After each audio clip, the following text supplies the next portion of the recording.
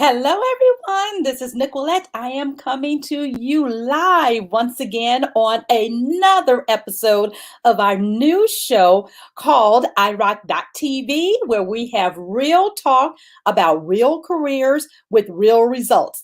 So I am so excited to be here with you on today, and I have a very special guest with me, and I am so excited to have our insurance nerd, Tony Cañas, going to be with us in just a moment.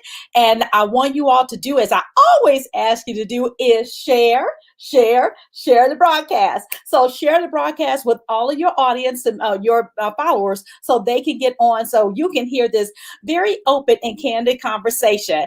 I am so excited to have this format. As you all know, for many, many years, I've been doing a lot of talking myself with an occasional guest here or there, but I'm so excited to be introducing more guests to you all so you can hear their perspective of, number one, their career, and also how they manage their career, what results they get, and what advice that you can get from this conversation to help you move your career forward as well. It's not just about me telling the story, but we all have stories. And, if you think about it, mostly everybody has had some type of job. We've learned some great lessons and some tough lessons that we've had to learn. And so those insights help us grow as individuals and as career professionals.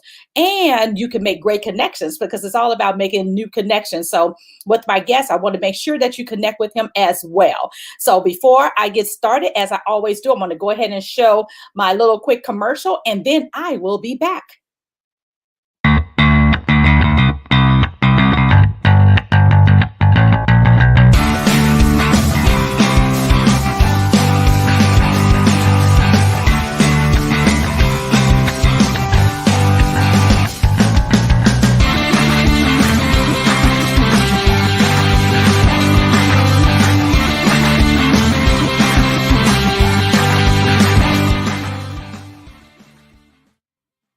Back again. Thank you all so much for joining me. Please make sure that you share the broadcast. For those of you who all do not know me, I am Nicolette Barrett. I'm a 4-time certified career development strategist.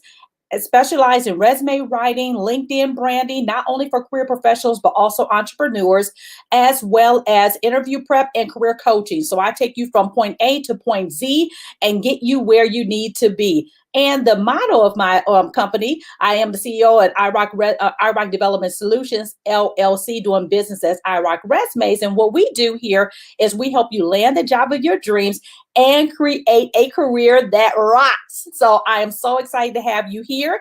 I'm going to add my guest to it, but I'm going to read you his bio. What's up, Ronnie? Share. I like that. Well, let me tell you a little bit about my special guest. Tony is a proud insurance nerd with 10 years of experience in the carrier space and 3 in the insurance staffing space. Tony has a privileged view of the insurance staffing world. Tony is a co-founder of Insurance Nerds, which is a blog, a podcast, video blog, online community, and conference organizer. I had the pleasure of speaking for him before. It was awesome. He's also the co-author of a best-selling book called Insuring Tomorrow, Engaging Millennials in the Insurance Industry. And he's a client advisor at the Jacobson Group, which is the largest and oldest executive search and staffing firm serving the insurance industry exclusively. And you can find Tony all over social media and especially on LinkedIn. But I'm so excited to have you, Tony. What's going on? Thank you for having me. Just got back home from my first trip of 2021. I spent 10 days back home in Costa Rica, where I'm from. It was very nice to get out after like 10 months of not going anywhere. No. Oh my gosh. I remember you joined the live cast last week. You were saying that, hello. I was like, what? He's out of the country traveling. So I'm so glad you got a chance to go home and visit family and all that kind of good stuff. Thank you. And thank you for having me. Oh, wonderful. Let me see who's in our audience. Oh, look who's in our audience. What's up, Precious? So glad to have you. Hey, thank you so much for being here. Let's see, we got Nairobi. Oh, excellent, Nairobi. Thank you, Nairobi. And here's an insurance rock star. Yes, he is. Oh, huge fan of you both. Thank you so much. And we're an even bigger fan, I'm sure, of yours too, Precious. And Precious, you're going to be one of my guests too. I forgot to tell you that. So just look out for it as well. Yay. Okay. So Tony, now I gave an overview of who you are. Why don't you give some more insight to what you do before I start picking your brain with all these questions I have? So I'm basically just a giant insurance nerd. 10 years in the carrier side of the industry. I did claims, I did underwriting, I did sales management, and back to underwriting. And during that time, I fell in love with the intersection of demographics or generations and insurance employment, and especially how do we engage the younger generation and started insurance to help the younger generation grow within the insurance industry. And all of that ended up leading me to speak about millennials in insurance, then write a book about it. And the book got me hired at Jacobson, where really kind of my two lives finally came together. Yeah. And at Jacobson, I help insurance carriers and brokers, but mostly carriers, find the right talent to do what they need to do.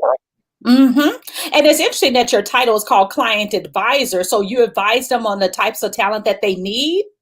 So I'm basically sales, but we don't sell. We educate.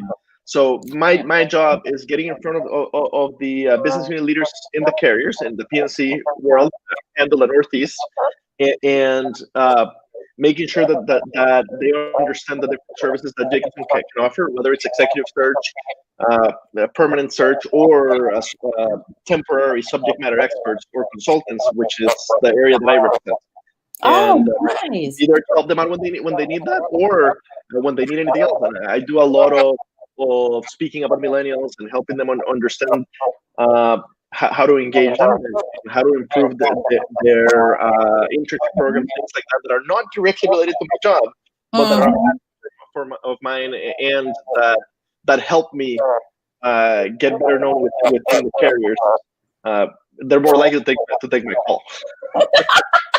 Well, awesome. Well, I'm so excited to have you. And as you know, the purpose of the platform of this show is all about having real talk about real careers that get real results. I've changed the type of show from last year when I was talking about a lot of job search and everything. But I said, I really want to talk to people who have real careers. So it's almost like an insight of what you do, almost like a virtual job shadow. And people can actually see what you've done in your career and how you've done it. So I want to ask my first question. What is one thing you wish you had known when you began your career? I wish I had known how much insurance is a people business. Luckily, my personality, I've always been the type to try to build connections. But at the beginning, I looked around and I was surrounded by people who had started insurance right after college, and I had spent 3 years in a different industry. So I kind of assumed that the best way to catch up would be just to get myself educated on the technical aspects of insurance. And so I jumped into all the designations, and they were super, super helpful. I'm a huge fanatic of TBCU and the other designations, but I accidentally fell into networking. I wish that I had been much more much more proactive and much more organized on that side, but I had no idea how valuable that side was for career growth in our industry. Well, that is excellent, especially when you're thinking about networking. And I'm very big on LinkedIn. I love LinkedIn, and I push it all the time to my clients. And when I'm able to get on, I'm always on, because networking is really a great way to get understanding for people. So I love the fact that you talk about the people side of it. There is one more thing I just realized, or I just thought of, that I really, really wish I'd known, and that is that you're going to be successful in the jobs that your strengths really play in. So early on, I made the mistake of applying and successfully, or at least once, getting a job that the only interest I had in it was because it paid a lot better. I talked my way into the job, and then I failed. And the biggest thing I learned is that the way my brain works, I should never go for a heavily analytical job. And that was a finance job that I went for. And it just did not go well. Because of my personality, I really should go towards the jobs that are more sales, more dealing with people. So I really wish I'd known that earlier. Yeah. And you know what? That goes right into my next question about what is your biggest failure and what did you learn from it? So, dive into that a little bit. When you said it was all about the money, I mean, what stage of career were you? Fresh out of college? Where were you in that moment when you just thought it was all about the money? So I'd been working for 3 years in the transportation space. I got downsized. I came into insurance, and I took a pay cut compared to where I was in transportation. So I was very lowly paid. I was like $33,000, $32,000 a year. I think is where I started in insurance. Des Moines, Iowa was pretty cheap, but still very low pay, and I had to pay my student loans and stuff. And so I started looking around and quickly found that roles in business analysis, in finance, in those kind of areas paid a lot better Okay. very early on. So I started aiming for those jobs, and I found my way into the financial leadership rotation program, which is a fantastic program, and they developed me a lot. I learned a ton, but ultimately I couldn't deliver in producing the actual product required for finance people. And after a year, they showed me the door. Luckily, I 2 good years with the company prior to going into this program. So the conversation wasn't required. It was, we're not going to give you another chance. We'll help you find a way to something back on the insurance side, because we know you have a passion for that side and you have a good history on that side. So it's really funny. I actually failed forward. What I mean by that is I went from 1 year in claims and 1 year in underwriting, and having been told that I needed 5 or 6 years in underwriting before going to sales management, to 1 year in finance and sales management. So I was able to skip like 3 or 4 years by failing in the finance space. But I did learn a lot in the finance space, especially about leadership, and I did get very connected in the company. And I am forever thankful to my leadership that they were wise enough to realize that even though I was failing in finance, I was a great insurance employee and a passionate member of the company. Yep, exactly. And just like Precious said, it's so important to know what you do and don't want to do, because it's so huge. Yep, and I love that. So let me ask you this. So if someone's thinking about, that job that he's doing sounds fabulous, what kind of advice would you give someone who wants to pursue a similar career as yours? So you mean my current role with Your Jacobson? current role, yeah. Let's talk about your current role. So, the beauty of Jacobson is we are really insurance people. We work in recruiting, we do staffing, but we're insurance people first and foremost. And there's 2 paths in. One path is do a few years in the insurance space, do a lot of networking, and then kind of look over to staffing once you build the network for yourself, because that'll really help you get started. And the other path is start in staffing and then learn the insurance piece, right? And in the case of Jacobson, the entry-level job, which I never went through, is the recruiter. We have a lot of entry-level recruiters, and the system is designed in such a way to teach you how to do the job and to be successful, and then help you grow within the company, either within the recruiting or what we call talent delivery or other areas. So it's a great way to get started in both staffing and insurance. And I found it earlier. I would have had so much fun if I had started at Jacobson's recruiting rather than in claims. Well, that is awesome. A big plug to Jacobson. So that is absolutely fabulous. And it's really important also to love where you work because of the environment and culture. So tell me about the environment and the culture that really is a fit for you. That is one thing that I've been surprised with. I took the job knowing that I would like the job, because it basically allowed me to, instead of worrying about handling a claim or instead of worrying about underwriting a policy, allowed me to just nerd out about insurance on a daily basis and about a wide variety of insurance things. So that's right off my alley, right? Yeah. But I had no idea about the culture. I really had no idea that I would enjoy the culture, and it turned out that I loved it. And what I would really love about it is while it is a while it is the biggest company within insurance recruiting, there's only about 100 of us that are full-time employees. So ultimately, it's a family-run Very company run small by the company. Jacobsons. They're brothers. Their dad founded the company 50 years ago this year, and they treat us like a family company. They treat us like you have to perform, Yes. but they give you all the tools that you need to perform, and the whole open door policy that every company claims they have. Yes. I have never seen an open door that the CEO will call my cell phone. It makes me nervous to this day. If I call his cell phone, he'll answer, and he'll be perfectly happy to chat with me. And when I visit the Chicago home office, which I did, I spent the first 2 weeks at home office, and then I visited once a month until COVID hit. And when you're there, your family, like you're like their doors always.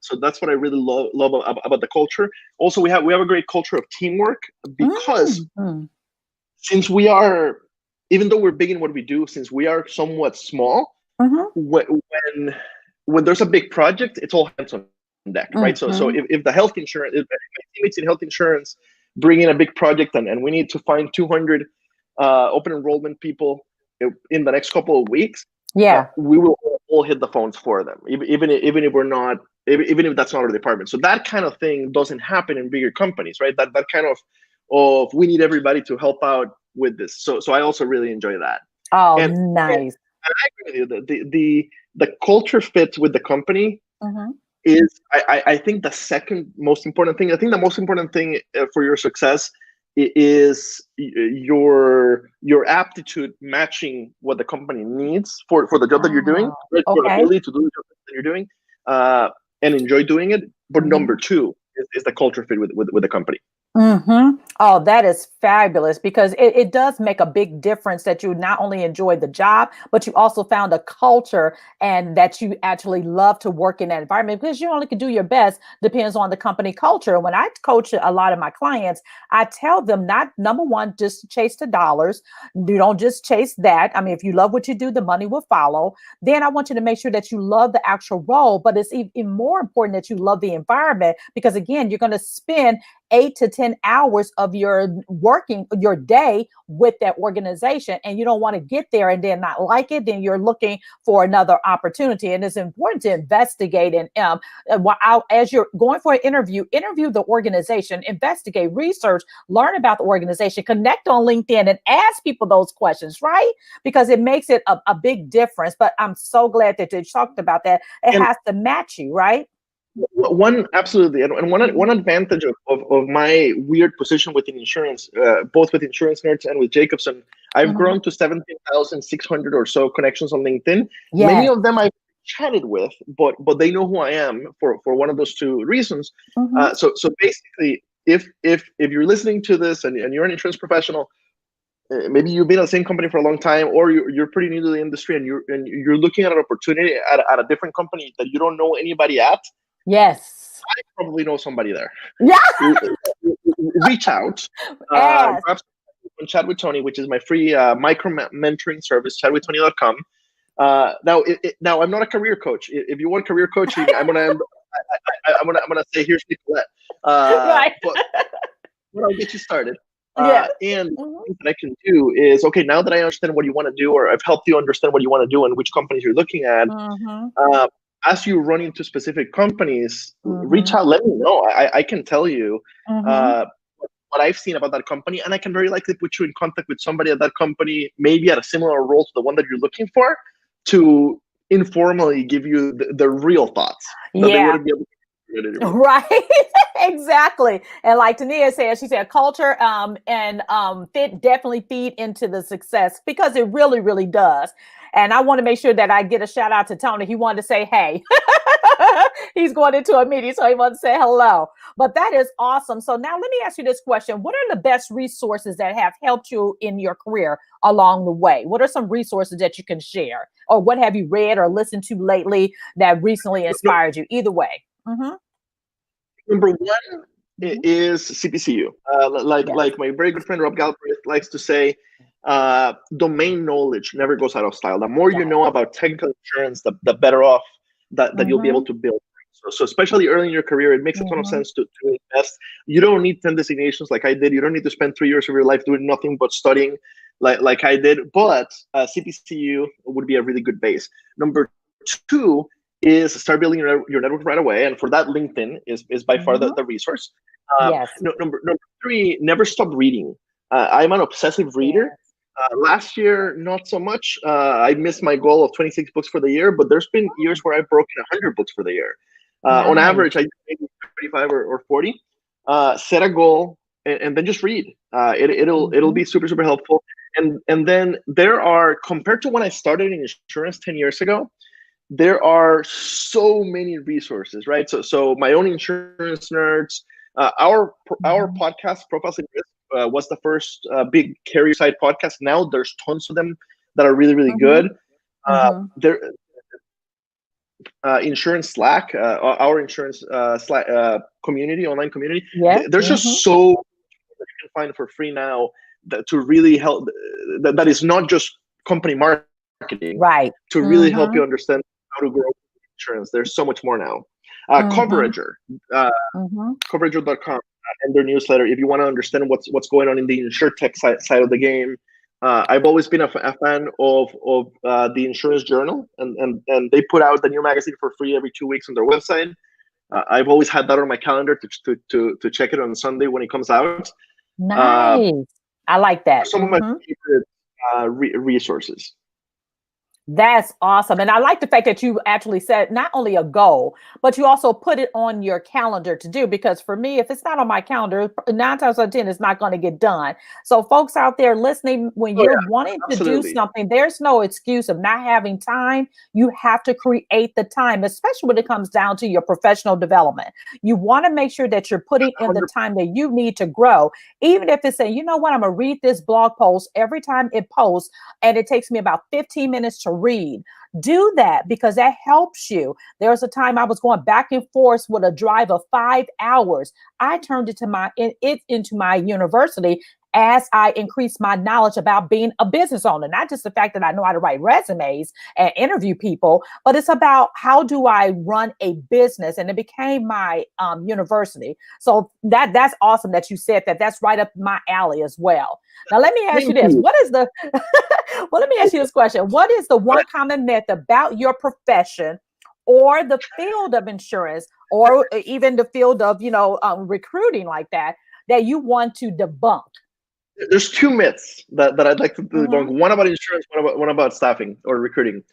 On the insurance side, super important. The number one myth about insurance is that it's boring. It is not. Now, the entry-level jobs within insurance can be boring, but if you do the right things to grow, and Nicolette and I can help you with that. Yes. If you do the right things to grow, pretty quickly you can get yourself to an interesting job, and you will never again be bored at work because there's so much to learn. It is just a fascinating industry. And on the recruiting side, the biggest thing to understand that people don't understand, even like executives don't understand this. Here in the US, the recruiting companies are not allowed to charge you to find you a job. The only business model that's allowed is finding talent for a company. So basically, the recruiter is a trained salesperson. They're not your friend. They're a salesperson, and you are not the client. You're the product. Very similar to Facebook, right? Where they sell you to the advertisers. As long as you understand that relationship, things are good. The problem is when you don't understand the relationship, you can get upset at recruiters not getting back to you. Believe me, they're like real estate agents. Most of the time, they don't get paid unless somebody gets placed. Jacobs is an exception. We're big enough that we're salary. But the moment they have a job, as long as you're in the database, the moment they have a job that you're a good match for, your phone won't stop ringing because they want to make a placement. Yes. Use them accordingly. Now, if what you want is career advice, then we have career coaches like Nicolette who specialize on that. But there's different things. I love that because a lot of times I do hear, well, I keep IMing or emailing this recruiter and they're not getting back to me, and I have to let them know, in defense of the recruiters, they are busy, and especially during this unfortunate time, they're being inundated with requests, but they have to have the right opportunity. Not that you're not important, not that they're not concerned about you as an individual. It's the masses that are reaching out all the time, and you have to make sure that it's a great connection. Yep, yep. And some get paid and some are on salary. They're busy trying to find jobs to fill, and the Yes. more jobs they find, the more likely that they'll have one for you. Right, exactly. So So I'm so ultimately, glad. they're not Yeah, I'm so ignoring you. glad we talked They're about that trying because to we need to find jobs debunk to that myth. Because I mean, it's not you're not the only person that's reaching out to the recruiter. They have fill. tons of them, and I've heard that from a lot of my my Absolutely. recruiter friends of saying that. And I also see it on LinkedIn when people say, stop ghosting the people. Say, I don't think they're ghosting them. They just have so much work they can't get to it, so that they're trying to get there. All right. I myself, I'm very lucky because Jacobson's big enough that I only do the client part. I Yes, don't deal with it. with the When I bring individuals. in a need from a client, we have 60 recruiters that actually find the people. But most Mhm. recruiters do both sides because they're in small companies, and I don't know how they do it. Like they have to be crazy busy. Yeah, exactly. I appreciate that. Hey, Sharice. See, they call me the auntie of resume writing business. Now, I'm in a group society of elite resume writers, and I'm considered the auntie. Well, I'm almost old enough to be their mama, some of them, but Well, but I'm that's your the title. auntie. Hey, Sharice. Nobody Oh, wants to let down their auntie. So yes. especially not the ones that can get them a job. That's Virtual a good hug. place to be. Yeah, and I just want to, let me see. No excuses. What Precious said. No excuses. So many free resources out there. I got Tammy in here said, "Hey," she wanted to say, "Hey" to everybody. Hey, Tammy. Let me see Are it. there so many resources? Mhm. But insurance people tend to be in insurance and stay in insurance because they like helping people. Because Right. ultimately that's what Mhm. we do. So don't Mhm. be afraid to reach out. There's a very, very good chance if you include a thoughtful message, there's a very good chance they'll accept your connection request. There's a very good chance they'll give you a little bit of their time because they like helping people. That's why they're in insurance. Exactly. And you know what? I also say be very respectful of people's time as well. I always talk about doing virtual coffee chats and, ask people for 15 minutes. Most people have their favorite beverage in the morning, whether it be coffee, tea, or some people just like a soda in the morning. And if you ask for 15 minutes, keep it to 13. And then you're respectful and then start pulling yourself out of that conversation, right? When you're making that connection. And then if they ask, to extend it, then it's on them, but you have to be respectful. Again, then you're going to get a lot of That's connections great advice. as well, Tony. And don't be afraid Mhm. to the phrase is the wrong word. Be okay with the fact, maybe even state it in your message, that you're okay with waiting months to get on their calendar. Yeah. I can tell you how many, especially at Nationwide, I did this a lot where I would ask for time in somebody's calendar 10 levels above me, and I would make it super clear. Would love to pick your brain for 15 minutes, or would love to buy you coffee. Completely understand that you're busy. December is fine. Yeah. And that's a very good point because when you're asking at that kind of level, it's not about you because people have to take it off of them. It's just the other person trying to make that connection. I made a connection with a person who was like a VP or executive. We were going to talk about, career stuff. And it took them over a month to get connected because they're so busy. And so therefore I was very appreciative just being able to make that connection. So make sure that we're respecting that. And You know hey, what happened yes, fairly yes. often during that time, and I was working at Nationwide's biggest office, so I had that advantage. We weren't home, right? We were Right, working from the office. But what would happen is I would get scheduled for like 6 months down the road, and right. then all of a sudden, on a random day, my phone would ring, and it would be their admin saying, "Hey, he's got 15 minutes today," See, yeah, right? And you're like, I get that call. it happened all the time, and Yeah. you Mhm. should always be ready for that meeting, uh, Yes. just in case you get the call that they're available today. Right, right, right. Tanya said, great point, great point. Yep. Oh, awesome. Okay, let me see what else I got to ask for you. So, who are 2 to 3 people who have been the most influential to you? That one's a really really interesting one. Mike Koselmi, and it's taken me years to learn how to pronounce his last name. He's a former president of the CPCU Society. Yep, yep, he sure And, is. and he really transformed CPCU for me. I would still be a member if it wasn't for Mike, but he really showed me that regardless of your level and how connected you are within the society,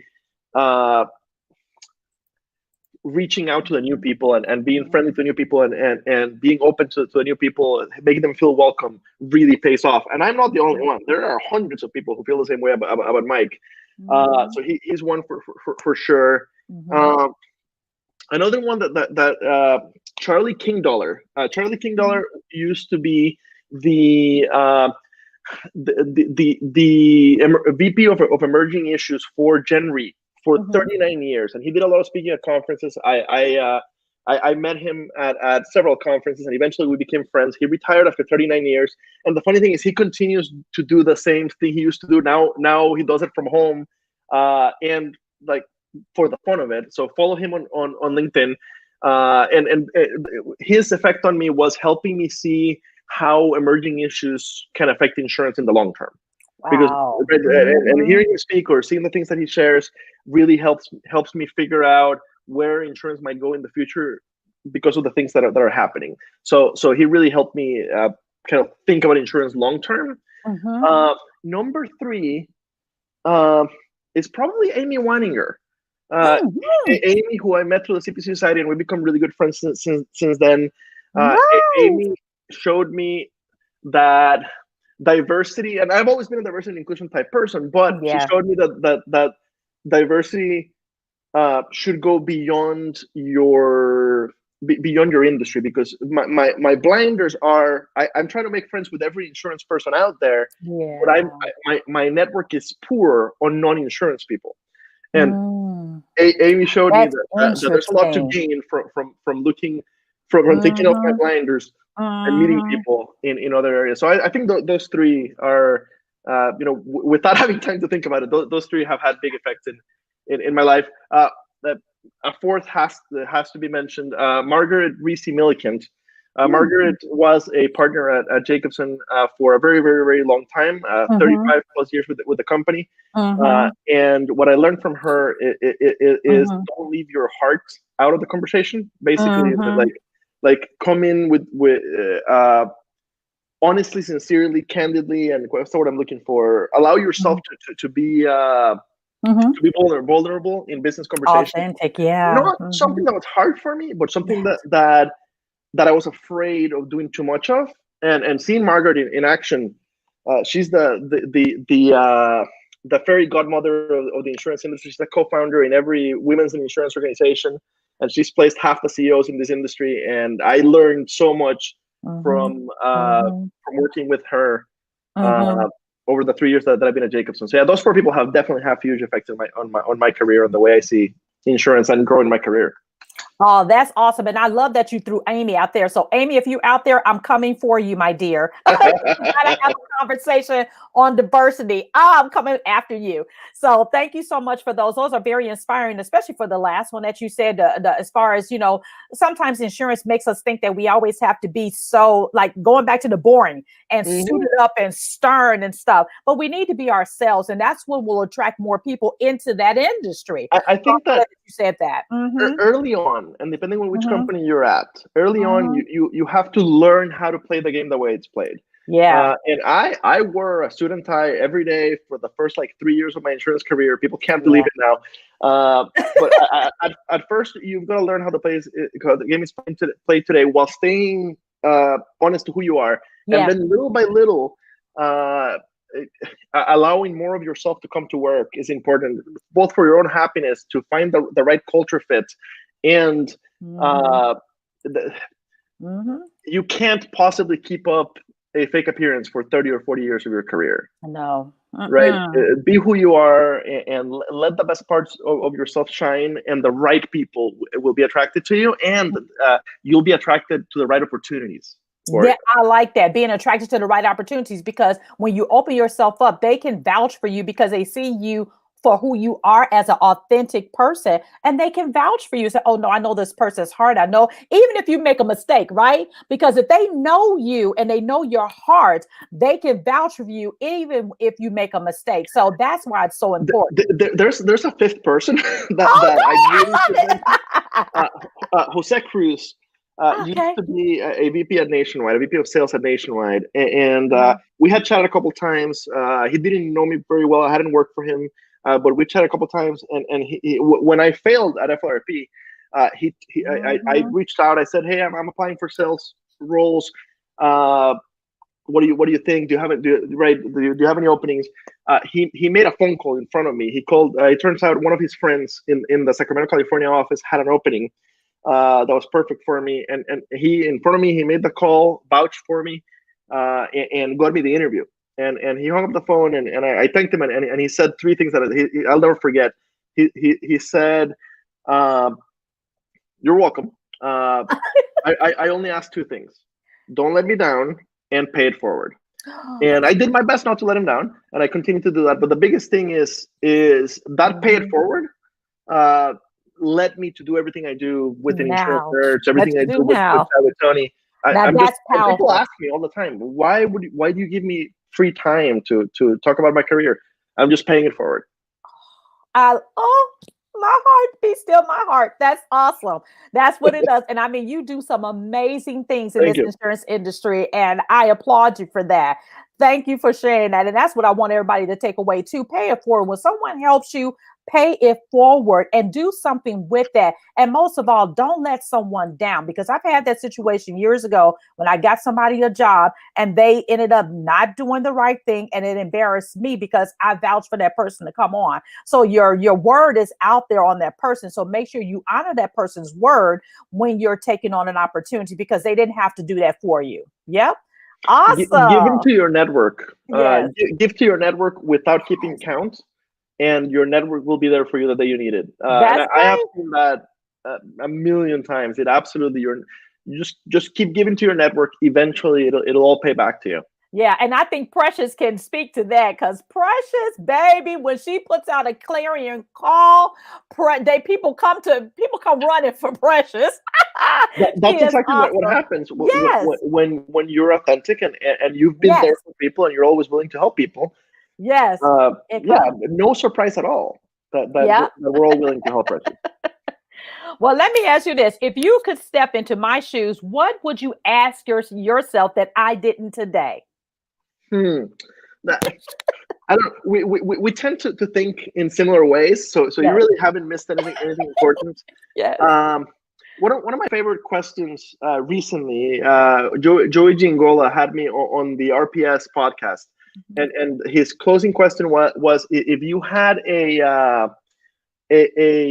magic wand and you could make one change in the industry, what would it be? And I thought about it for a Mhm. second, and I really love my answer. That's why I'm telling it again. Okay. The one thing the biggest thing I would change is uh, I would make it so that nobody ever again apologizes for working in insurance.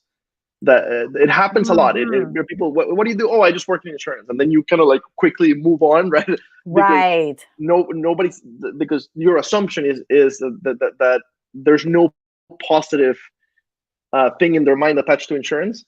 We need to Right. do the opposite. We need to be proud about the fact that we work in insurance and tell that to our kids. Tell that to the neighbors' kids, and every cocktail party. Be proud about it, about working in insurance, and that'll help us attract talent Mhm. in the long term. And even to your point, Tony, people mistake insurance as the actual insurance agent on the corner. They don't understand that there is a wealth of different types of opportunities Mhm. in these major organizations. When you think about public relations, you think about marketing, you think about commercial production, you think about all of these different things to make these companies grow or be who they are. It's not just about selling the insurance policy, right? It's not just about that. It's about more than that. And if you have talent, think of the insurance industry. Regardless of what your background is, well, Yes. regardless of what your major is or was, regardless of what it is you want to do, we very, very, very likely have a job for you within insurance. Yep. Now, it might not be an entry level job. So we might have to help you get an entry level job, then learn more about that area. Right? It might be 2 or 3 jumps to get to the perfect role for you, but there is a role here for you, almost regardless of your background. Yes, and I have this of insurance. Right. I had this conversation with a client last week. We did the whole assessment, career assessment, and everything that kept jumping out to me was claim adjuster. I said, you have the skill set, the analytical, the technical, and the people side of it. And she said, you know what? I really never thought about it. Although my friend's father is a vice president at a major insurer. I said, why aren't you on the phone asking them for a job? I never thought about it. I will do this as soon as I hang up. Yeah, chances are this person thinks of insurance as a in the best case scenario as a boring, old-fashioned, buttoned-up dying industry, and in the worst case scenario as a scam. Right. And neither are true. Right. And this person's background, unfortunately, they were laid off by a major hotel there. Marriott laid off a lot of people, and she was in the event planning. I said, do you know that insurance companies plan events for major agents? They have event specialists there. I said, you may have to get in, like you said, to the entry level, get a claim representative job, but you can move around. The fact is, get in, because there's always a need for claims personnel. Get in and do that. She said, I didn't think about that. I was like, yep. Yeah. They don't think about it. So I love that you said that. Insurance. And not only that, there are so many, well, once we get back, once we're all vaccinated, there are so many conferences and events within the insurance industry. Like in a good year, I might hit 30 or 40 of them. There are hundreds. Yeah, so and they need people to organize those, right? Yeah. I love what LaFern said, get in. It's so many different things that you can do. But all it kept telling me when I was reading her assessment, when we had our next coaching call, I said, this is what you need to be doing. She said, I never thought about it. I'm going to call my my friend right now and get on her father's calendar. And she's been knowing this person forever. She said, he's a vice president. I'm like, girl, get off my line. And she said that's what she was going to do. So it's so many different areas. And this conversation has been so enlightening, because a lot of times we need to see other sides of the people's jobs, what they do, industries, organizations, and it gives people the real insight of what's happening. And this has been so phenomenal. And I just have this one other question before we wrap up, Tony. When I say IROC, what does that mean to you? I've seen your brand enough that I think at this point I would immediately think resume and career advice. Yes. And it's very memorable. I'll be honest. I have a hard time remembering people's names. Yes. And your name is particularly complicated to spell. Yeah. Like I had a hard time remembering how to spell. Right? All 12 letters, right? But I always remember IROC. Yes. So as I'm having conversations with people, it gets you more referrals. Because I'm like, if you want resume help, which probably makes sense, and if you want a career coach, I do have a recommendation for you. What's her name? I don't remember, but irockresumes.com. Yes. And I thank you, and I have received some of your referrals, and they are excited with the outcome. So keep them coming. Thank you so much for that. I sure appreciate it. And again, like, I was so honored to be able to speak at the your insurance nerd event. Met a lot of great people with the students and everything. It was absolutely phenomenal, and I appreciate that. Do you have any parting words at all? If you're listening to this and we're not connected on LinkedIn, add me on LinkedIn. I can't add you. I'm on the bad boys list. And if you want to have a career conversation, chatwithtony.com. Although, like I said, I'm not a career coach. But if I can open any doors or give you some insight into any company, let me know. Yeah, well, thank you so much, Tony, for starting off my first conversation for the year, for the real talk, real careers, real results, IROC TV show live stream that eventually I'm going to take this onto a podcast. So be looking out for the replays on that for podcasts, so you can take us wherever you go. And if you are connected with me, if you haven't connected with me on LinkedIn, please do so. Yes, my name is spelled right there. All 12 letters. If you put in NICKQ, no matter what social media you are on, I am the only one with that spelling. That's a very good point. Yeah, The only one, there's and a it lot of is a Tony. French spelling. So go ahead and pull me up and connect with me on there. And if you've enjoyed this live stream, please make sure you make a comment. The more comments that we get into the live stream, the further the live stream will reach. And then, of course, I would love for you to share it as well. Share the live stream on your platform. This is great information. And I'm going to have another guest next week. And Renee Taylor, she's going to come on and talk about transitioning. And you know, I'm a certified career transition coach, and we're going to talk about her experience in transitioning for different jobs and how she managed that and was able to get into that. Her name is Renee Taylor, and she will be my special guest. So join me next week, same time, same place. And we're going to have another real talk about real careers and getting real results for you all. And if you all have any interest in being a guest on this show, I have about 20 spots still available. So go to my website. No, you have to send it. It's not on my website. Send me an email, irock@irockresumes.com, and I'll send you the form to fill out so you can let me know why you would be a great guest and how you want to share your experience, because your experience is going to help my audience understand careers, the background, the insight, and really show them an inside look at how your brain works. How did you do your career? So these conversations are going to be very, very helpful. And as I said, in the near future, I'm going to have Precious on, and I'm coming for Amy. If you out there, Miss Amy, I hope I can get Mike. I know Mike is very busy. He's big time. So I would love to get Mike on here too. So I'm going to try to come and get you, Mike, too. But he is so approachable. Yes. You might have to wait a while, but Yeah. I think I'll try to schedule him for like November, December. Okay, well, thank you so much for being my guest on here, Tony. Thank you so much. And again, you can share this as well. It'll be posted on YouTube. If you have not signed up, any of you all have not signed up for my YouTube channel, there's 100+ videos out there that you can subscribe to. And go there to Nicolette Barrett, also known as the Get Higher Strategist. You should be able to pull my YouTube channel right up and subscribe, and you can see the replay. And if you are in the replay, please put #replay. And if you have any questions, you can answer them here, and I'll also get back to you if you inbox me. And Tony has also said if you have questions for him, please inbox him as well. Thank you. Thank you for having me. Okay, thank you so much. Bye, everyone. Have a great rest of your day.